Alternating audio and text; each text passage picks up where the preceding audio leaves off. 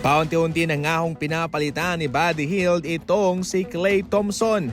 Sa regular season, nagpakita siya ng kanyang mainit na shooting. Hindi man siya consistent pero kahit papano ay mayroon siyang naipupukol na tres at kung kinakailangan man at sa mga importanteng mga minuto, naipapasok niya ang kanyang tira. Kung mayroong Klay Thompson Game 6, itong si Buddy Hield naman ay Game 7. Sikat na bersyon ni Klay Thompson ang Game 6 Klay.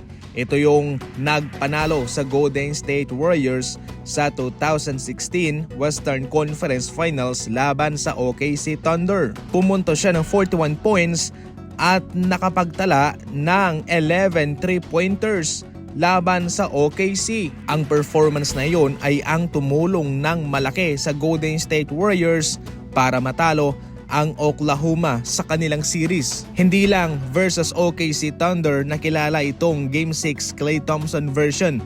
Marami ng mga laban sa Game 6 kung saan siya ay kumakamada ng mga clutch 3-pointer at malalaking puntos. Sa ngayon, wala na si Klay Thompson at hindi na natin makikita ang Game 6 Klay version.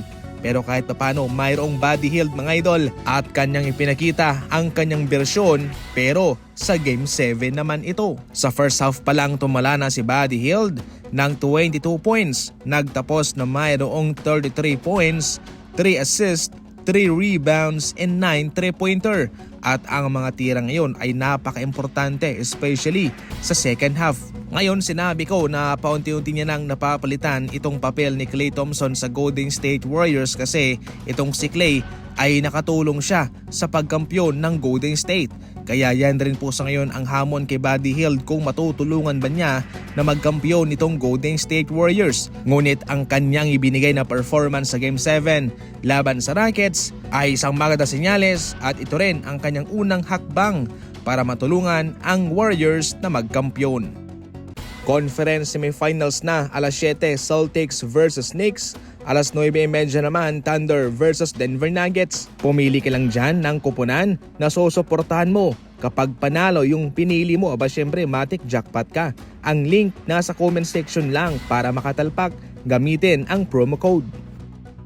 Sa ibang mga balita, hindi na babahala si Ty Jerome sa kanilang pagkatalo sa Game 1 laban sa Indiana Pacers sa mismong home court nila. Hindi naman daw sila susuko at Game 1 pa lamang ito at siguradong magiging interesting ang labang ito, itong kanilang serye laban sa Indiana. Walang nga si Darius Garland laban sa Pacers sa Game 1 dahil sa kanyang left toe sprain injury. Hindi rin siya nakapaglaro sa huling dalawang laban nila versus Miami Heat. Walang problema ang Cubs kahit na wala si Garland sa kanilang series laban sa Miami Heat. Pero itong Indiana Pacers, ibang team to. Iba rin ang kanilang pamamaraan, yung kanilang estratehiya at mga execution. Magiging aktibo rin naman itong si Jrue Holiday sa kanilang Game 1 laban sa New York Knicks. Hindi nga ako nakapaglaro itong si Jrue Holiday sa mga laban nila versus Orlando Magic. Pero ngayon siya'y healthy na at sasabak na sa aksyon. Sa kanilang tapatan sa regular season, walang panalo itong Knicks laban sa Celtics. 4-0 ang kartada ng Boston laban sa kanila.